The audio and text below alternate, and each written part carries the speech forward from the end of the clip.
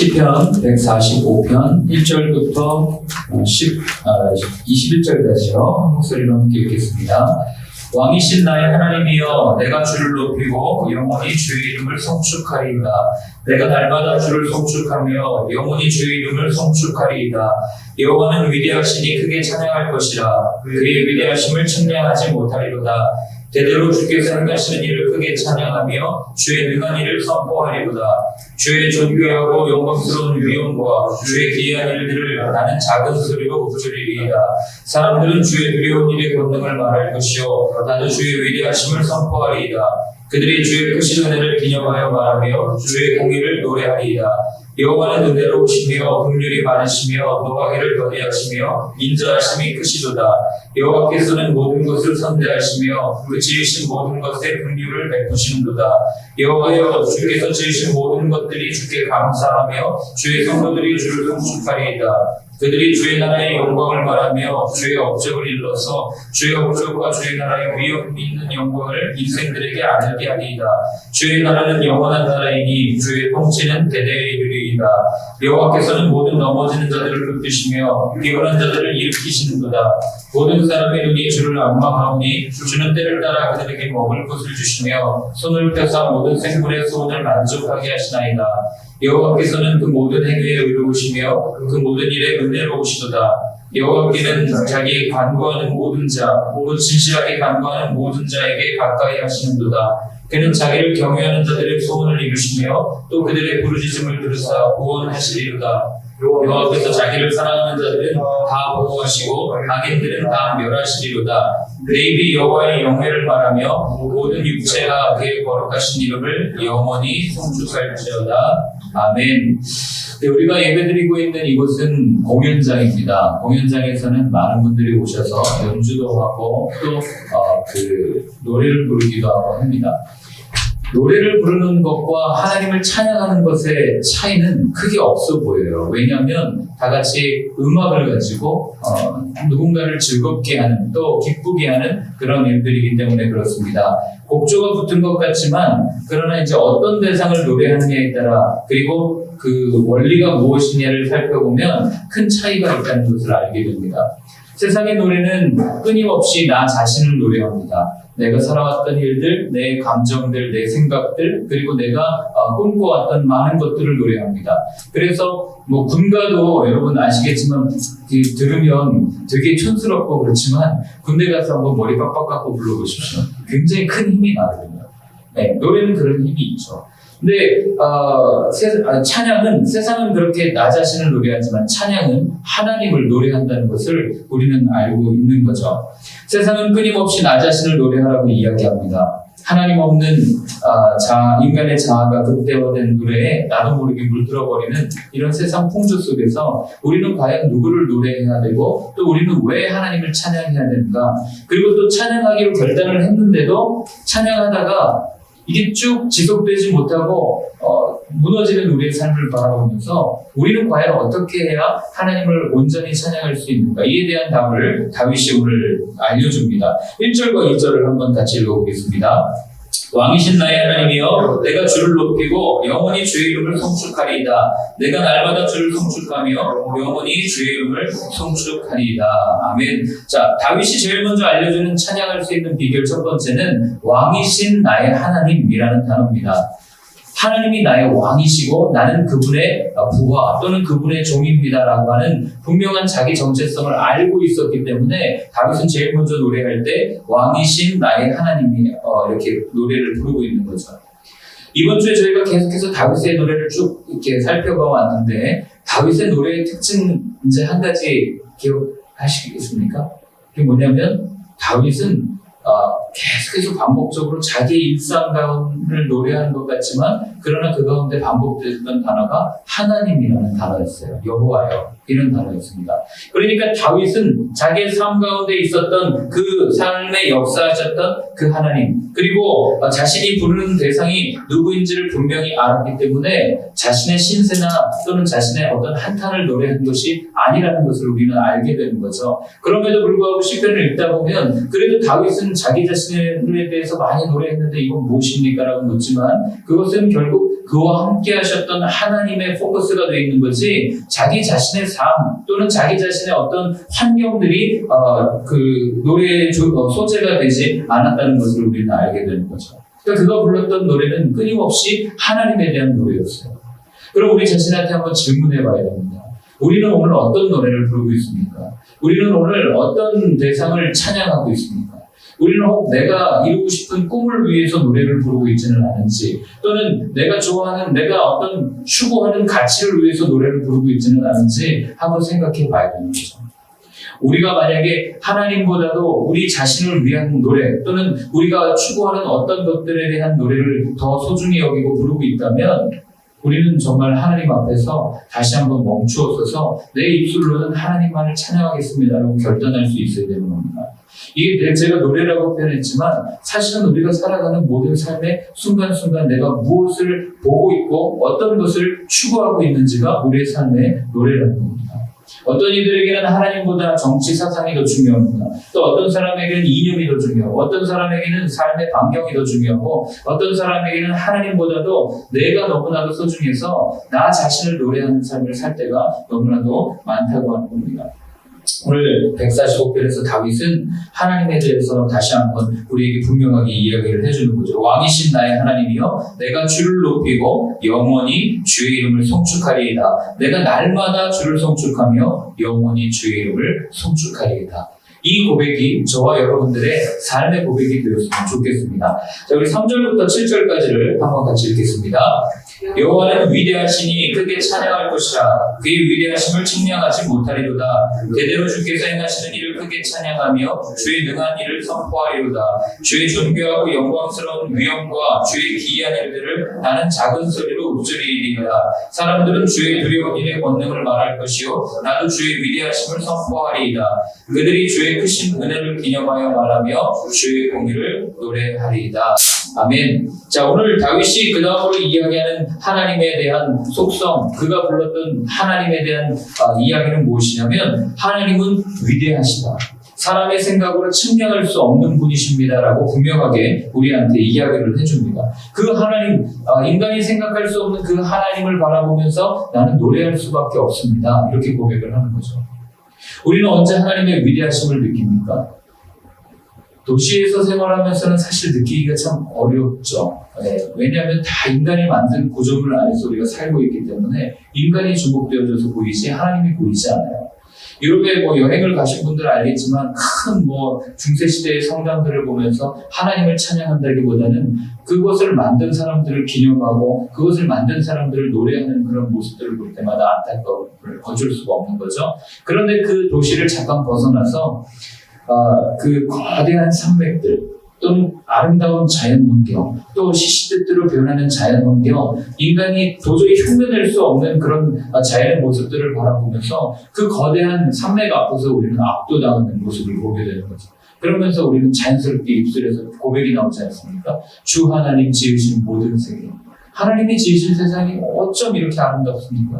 우리 가을, 봄이 될 때, 새싹이 돋아날 때, 또는 가을에 단풍이 질 때, 왜 그렇게 단풍 구경들을 가십니까? 그냥 아름다워서요? 아니요. 우리 그리스도인들은 가서 그것 가운데 새겨진 하나님의 숨결, 하나님의 손길, 하나님의 그 아름다운 창조의 섭리를 보면서 하나님을 찬양할 수밖에 없는 것 아니겠습니까? 그리고 또 언제 하나님의 위대하심을 느껴요? 나 자신을 볼 때 느끼지 않습니까? 이게 아무것도 아닌 손 같지만요. 이걸 현미경으로 한번 바라보십시오. 이 안에 얼마나 많은 생물들이 지금 살고 있겠어요. 아주 끔찍하긴 한데 이거 보면 그 세균들이 얼마나 많겠습니까? 좀 이렇게 부정적이긴 하지만 그러니까 어떤 그 동양 철학자는 그랬잖아요. 인간의 몸 안이 하나의 소우주다 이렇게 이야기하지 않았습니까? 그러니 내 몸을 관찰하면 관찰할수록 내 마음을 들여다보면 들여다볼수록 알 수 없고 신비한 그 하나님께서 나를 어떻게 이렇게 만드셨을까 하는 그 놀라운 하나님의 위대하심을 느낄 수 있게 되는 거죠. 그러니 어제도 말씀드렸듯이 일상의 곳곳에서 하나님의 손길들을 경험할 때 우리는 그때마다 하나님은 참 위대하십니다. 내가 알 수 없는 분, 기이한 일을 행하시는 분입니다. 라고 고백할 수 있는 거죠. 그래서 다윗은 오늘 이야기합니다. 사람들은 주의 두려운 일을 권능을 말할 것이고 나도 주의 위대하심을 선포할 겁니다. 라고 확언하는 거예요. 그런데 우리가 사는 이 시대는요, 하나님이 위대하지 않다고 말합니다. 오히려 사람이 더 위대하다고 이야기를 합니다. 그리고 하나님까지도 인간이 만들어낸 산물이라고 그렇게들 생각하고 살아갑니다. 그러니 시대가 가면 갈수록 하나님이 위대합니다라는 고백이 얼마나 귀해지는지 몰라요. 이게 아무것도 아닌 고백 같지만요, 여러분, 하나님은 위대하신 분입니다라는 이 고백 안에는 나는 하나님 앞에 서면 아무것도 아닙니다라는 고백이 숨어 있는 거예요. 그렇기 때문에 하나님이 위대하시다라고 그 고백은 아무나 할 수 없는 거죠. 시대가 이러니까요. 도시에 살면 살수록 사람에게 주목되는 그런 삶을 살다 보니까 자연스럽게 하나님은 망각되는 겁니다. 그러나 창조 이래로 그 인간이 해온 일은 딱 두 가지밖에 없습니다. 인간이 하나님보다 더 뛰어나다고 이야기하지만 인간이 해온 일은 파괴한 것과 발견한 것밖에 없어요. 과학도요, 처음에는 가설에서부터 시작하잖아요. 뭐가 이건 이럴 거야 라고 하는 어떤 가설에서부터 시작해서 그걸 증명해 나가는 과정이 과학 아니겠습니까? 누가 만들었겠어요? 이걸 다 잊어버리고 그냥 우연히 생겨났다고 이야기합니다.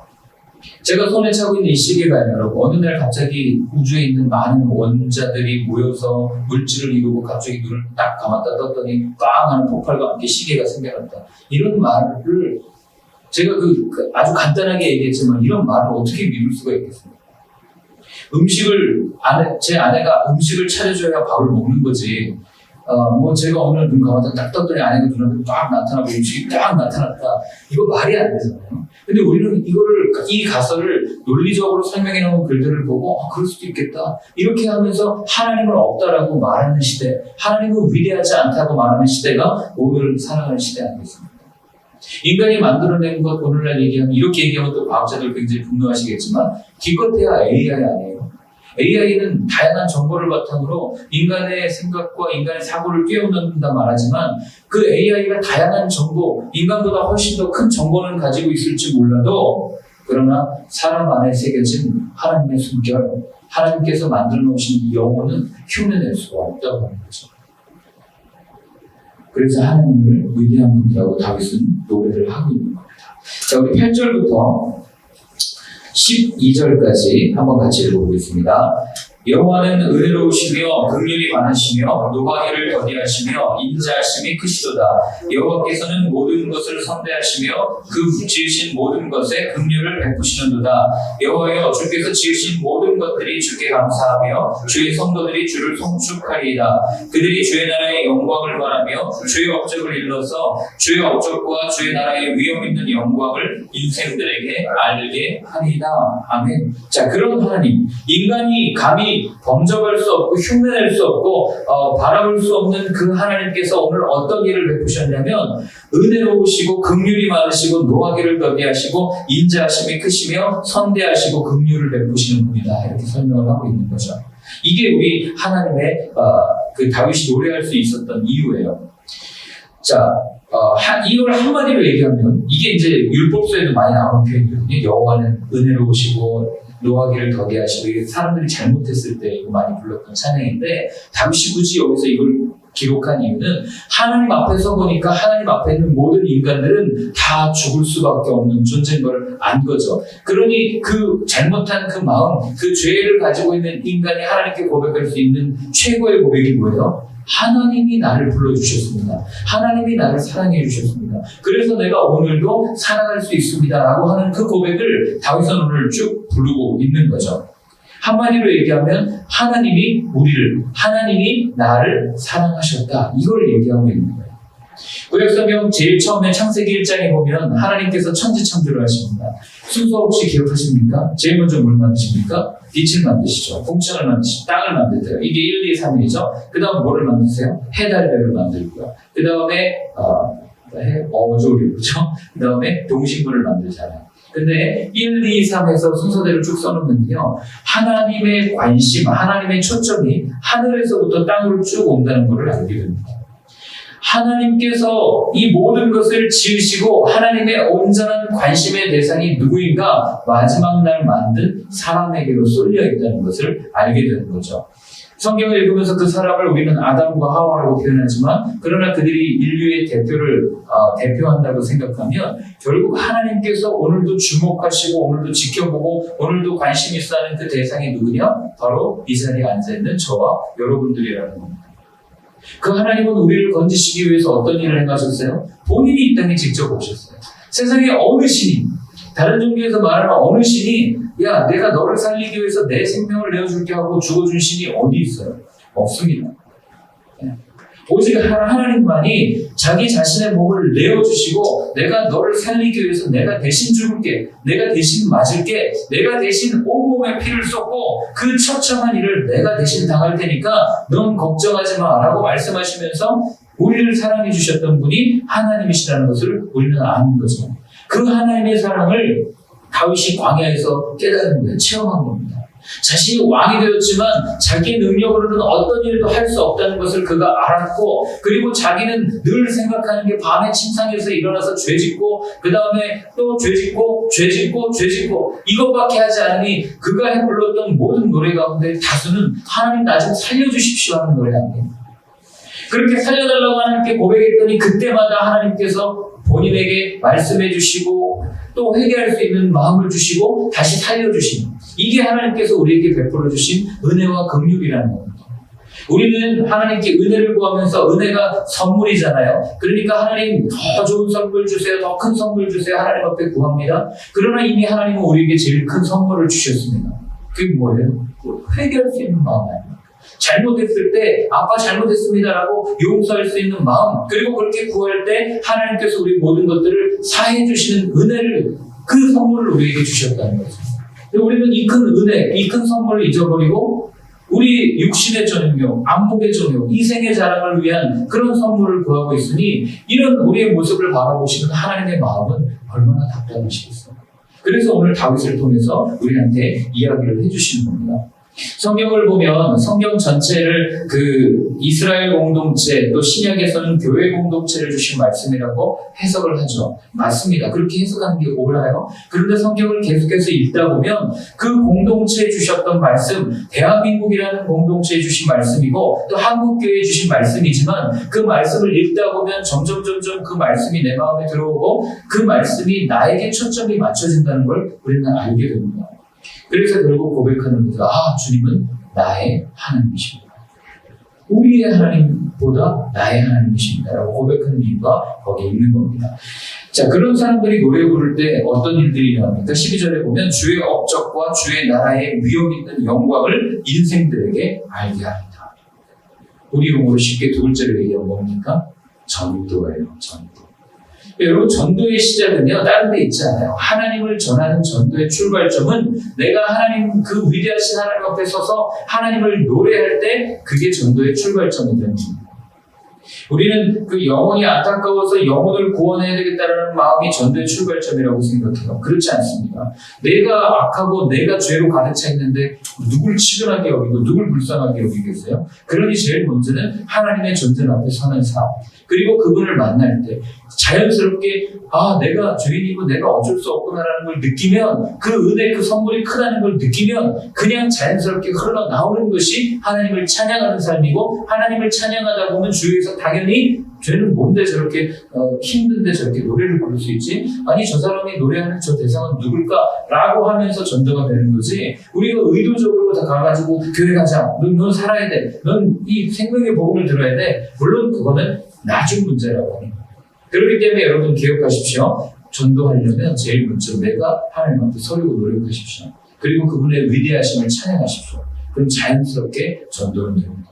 가정에서 자녀들이 왜 말 안 듣겠어요? 엄마 아빠를 보는데 예수님의 모습이 보이지 않는 거죠. 근데 그래도 이해가 되는 게 얼마나 말 안 들어요. 네? 그러니 승질도 내고 때로는 사탄의 역할을 감당하는 거 아니겠습니까? 그럼에도 자녀들은 알잖아요. 우리도 그렇게 성장해 왔잖아요. 엄마 아빠가 정말 나를 사랑하는 걸 알아요. 그 사랑의 모습이 드러나면 예수님이 마치 우리 엄마 아빠는 나보다 하나님을 더 사랑하는 것 같아, 이게 불평같이 들리잖아요. 저도 불평이었어요. 저희 어머니는 학교에서 오면 늘 교회에 계셨어요. 누가 알아주지도 않는데 괜히 가서 식당 봉사하고, 그리고 집에 밥은 안 차려놓고 맨날 교회 가서 경로식당 봉사하고 막 여기까지 하고 엄마는 정말 어떻게 가정 하나도 안 그리고 막 이렇게 엄마는 나보다 하나님 더 소중한가 봐. 이게 불만이었거든요. 그런데 어느 순간 깨달아지는 거예요. 아, 엄마가 이렇게 하나님을 사랑하셨구나. 예, 그게 느껴지면요. 아, 나도 어머니처럼 그렇게 사랑하고 살아야 되겠다. 하나님이 정말 소중하게 살아야 되겠다. 고백할 수 있는 거죠. 그렇다고 가정을 함부로 하는 얘기는 아닙니다. 사춘기에 있는 자녀들은 케어해야 돼요. 안 그러면 엇나가기 쉽기 때문에. 예, 그러나 무엇보다도 우리 중심이 하나님께 있다면 우리 자녀들 알게 될 겁니다. 그리고 동일하게 언젠가 어머니, 아버지가 믿었던 그 하나님을 나도 따라가야 되겠다. 고백하는 날이 오게 될 겁니다. 자, 우리 13절과 17절을 한번 같이 읽겠습니다. 주의 나라는 영원한 나라이니 주의 통치는 대대에 이르리이다.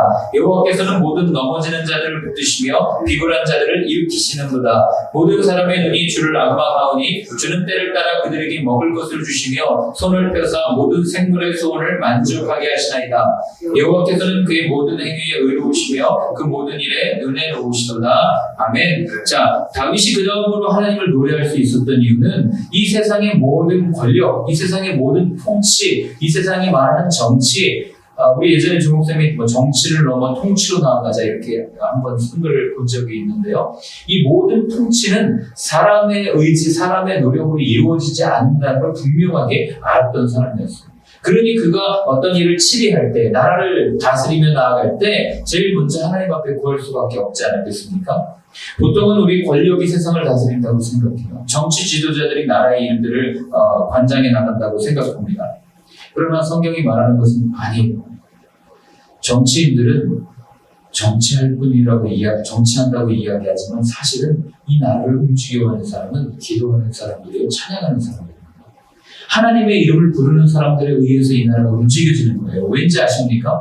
우리 그렇게 고백하잖아요. 세상의 모든 일은 하나님 손에 달려 있습니다. 고백하지 않습니까? 그럼 하나님이 움직여 가시는 거잖아요. 우리가 비록 박해를 받고 고난을 받고 어려운 가운데 있다 하더라도 이 모든 상황이 하나님의 손 안에 있다면 그 하나님을 누가 움직일 수 있는가? 성경을 보면 하나님의 뜻을 딱 정해놨는데도 모세가 목숨 걸고 기도하고 하나님을 높일 때, 많은 사람들이 왕이 하나님 앞에 나와서 하나님 내가 잘못했습니다라고 기도할 때 하나님께서는 그 나라의 일들을 다시 한번 회복시켜 주시는 것들을 성경을 통해서 끊임없이 읽어가지 않습니까? 왕이기 때문에 그렇습니까? 아니요. 하나님 앞에서는 한 사람이기 때문에 그렇습니다. 그렇기 때문에 이 나라가 어렵다고 이야기합니다. 교회가 어렵다고 이야기합니다. 그래서 우리는 어떤 일을 해야 되냐고 고민합니다. 제일 먼저 해야 될 건 하나님을 찬양하는 겁니다. 하나님 앞에 기도할 때예요. 지금은 뭐 다른 일 할 때가 아닙니다. 하나님이 움직이셔야 이게 뚫리죠. 이 거대한 사단의 세력, 거대하게 꽉 막혀있는 악한 영들, 세상의 정사 주관자들, 하늘에 있는 악한 영들을 상대한다고 우리 얘기했는데 그들을 무슨 힘으로 우리가 대적할 수 있겠어요? 그러나 하나님은 한마디 하면 다 물러가시잖아요. 건들지 마! 그러면 안 건드려요. 그러니 우리가 누구를 의지하고 누구에게 구해야 되겠습니까? 하나님께 구해야 되는 거죠. 저는 어제도 안 좋은 일이 기사들이 계속 나오지만 기도했어요. 하나님 제발 이때에 하나님의 성령의 사람들, 기도의 사람들이 일어나게 해주십시오. 찬양의 사람들이 일어나게 해주십시오. 하나님이 손대시지 않고는 도저히 해결될 수 있는 일이 아닙니다. 한 사람이 자살을 하면요, 그 나라에 영향력 있는 사람이 그렇게 하면 또 그 영이 어디로 붙을지 몰라요. 수많은 사람들이 모방해서 또 자살하고 그런 일들이 우리 역사 속에 쭉 일어나오지 않았습니까? 기도해야 돼요. 하나님 자살의 영이 이 나라를 움직여가지 않도록 막아주십시오. 하나님 이 나라의 비방의 영이 이 나라를 움직이지 않도록 막아주십시오. 음란의 영이 하나님 이 나라를 떠나가도록 하나님 함께하여 주시옵소서. 우리가 지금 하나님 앞에 기도하고 찬양해야 된다는 것을 꼭 기억하셨으면 좋겠습니다. 그래서 잘 아시는 비유잖아요. 스코틀랜드의 메리 왕이 영국의 메리 왕이 스코틀랜드와 전쟁할 때 수많은 적군 군대는 하나도 무섭지 않지만 하나님을 높이는 사람, 하나님을 기도하는 한 사람이 너무 무섭다. 그게 누구였습니까? 존 나스라고 하는 사람이에요. 아무리 힘센 사람이 세상을 다스려도 유토피아는 건설되지 않고요. 아무리 유능한 사람이 세상을 통치해도 공평한 세상은 오지 않았습니다. 그러나 우리는 기대하고 있어요. 어떤 나라요? 공평하고 하나님의 다스림이 있는 그런 나라. 그런 나라는 어떤 나라입니까? 이사야서 11장 6절부터 9절까지 제가 읽어드리겠습니다. 그때에 이리가 어린 양과 함께 살며 표범이 어린 염소와 함께 누우며 송아지와 어린 사자와 살찐 짐승이 함께 있어 어린아이에게 끌리며 암소와 곰이 함께 먹으며 그것들의 새끼가 함께 엎드리며 사자가 소처럼 풀을 먹을 것이며 젖 먹는 아이가 독사의 구멍에서 장난하며 젖된 어린아이가 독사의 굴에 손을 넣을 것이라. 내 거룩한 산 모든 곳에서 해됨도 없고 상함도 없을 것이니 이는 물이 바다를 덮은 같이 여호와를 아는 지식이 세상에 충만할 것입니다. 아멘. 하나님께서 다스리는 나라는 한마디로 얘기하면 악이 없는 나라, 부족함이 없는 나라예요. 그러니 아이들이 독사랑 장난치 얼마나 징그러워요. 근데 아이들 가서 만지면 무는데 아무 나라고 이야기하는 거죠. 이런 하나님의 나라를 꿈꾸신다면 우리는 어떻게 해야 돼요? 그분을 찬양하고 그분 앞에 기도하고 그분의 나라가 있다는 가운데 임하도록 할 때 우리는 이런 현실, 이런 삶을 살게 될 것입니다. 마지막으로 우리요 18절부터 21절까지를 읽고 마치도록 하겠습니다. 여호와께서는 자기에게 간구하는 모든 자, 곧 진실하게 간구하는 모든 자에게 가까이 하시는도다. 그는 자기를 경외하는 자들의 소원을 이루시며 또 그들의 부르짖음을 들으사 구원하시리로다. 여호와께서 자기를 사랑하는 자들은 다 보호하시고 악인들은 다 멸하시리로다. 내 입이 여호와의 영예를 바라며 모든 육체가 그의 거룩하신 이름을 영원히 송축할지어다. 아멘. 오늘 여기에서 이렇게 쭉 이렇게 눈에 들어오는 단어가 자기에게 간구하는 모든 자를 가까이 하신다, 이런 표현이에요. 가까이 하신다는 얘기는 멀리 떨어져 계시지 않다, 이런 뜻이거든요. 원어로 보면. 그러니까 마치 아이가 아장아장 걷는 아이 옆에 아이 혼자 어이구 다리 힘 있네, 혼자 저기까지 찍고 와, 이런 부모가 있어요. 네? 너 저기 슈퍼 좀 건지 이제 걸을 줄 아네? 가서 심부름 좀 해, 이런 부모가 있습니다. 아장아장 걸을 때는 항상 부모가 옆에 있잖아요. 넘어질까 봐. 그렇지 않습니까? 그래서 손 붙잡고 막 걸어다니잖아요.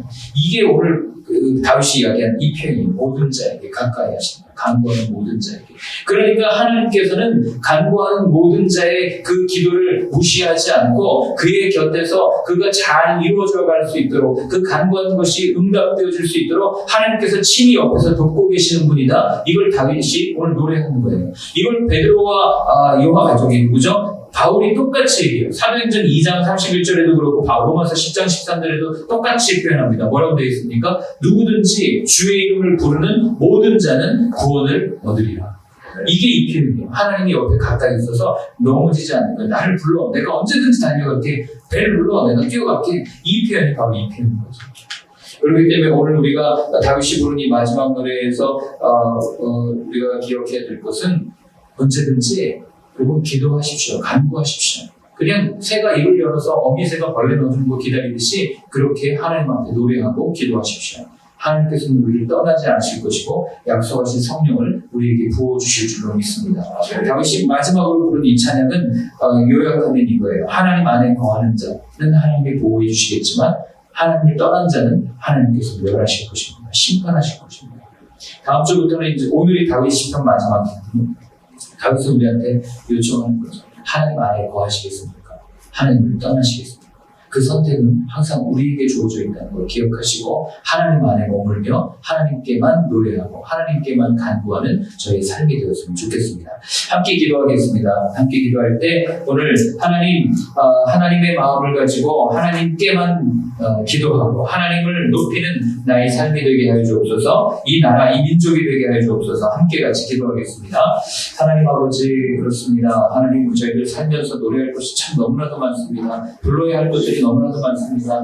아버지, 눈을 들어보면 나 자신을 높일 때가 얼마나 많은지 모릅니다. 그러나 오늘 주님 우리에게 말씀하여 주셨습니다. 하나님이 누구시고 나의 왕이신 그 하나님 앞에 하나님께만 구하고 하나님께만 찬양하고 하나님을 높일 때 하나님께서는 우리를 떠나지 아니하시고 우리에게 임마누엘 하셔서 우리 가운데 늘 성령을 부어주시고 함께 하시는 분. 그래서 그분과 함께 나아갈 때 모든 어려움들이 해결되고 또 모든 문제들이 풀려가고 그 결국에는 하나님 나라가 이 땅 가운데 오는 것을 바라본다고 우리에게 말씀하여 주셨사오니 하나님 아버지, 그 하나님을 바라며 달려가는 저희의 삶이 될 수 있도록 주님이 인도하여 주시옵소서. 내 입술은 오직 하나님만을 찬양하는 데만 사용하여 될 수 있도록 주님 붙잡아 주시옵소서. 이제는 우리에게 영원한 노래할 근거가 되신 예수 그리스도의 크신 은혜와 죽어가는 우리를 살리셔서 생명을 허락하여 주신 하나님 아버지의 사랑과 성령님의 인도하심이 우리 입술로 세상을 노래하고 나 자신을 노래하는 것을 넘어서서 이제는 하나님만을 노래하겠다고 결단하는 이 자리에 계신 모든 분들 머리 위에 이제로부터 영원까지는 함께하여 주옵시기를 간절히 축원하옵나이다. 아멘.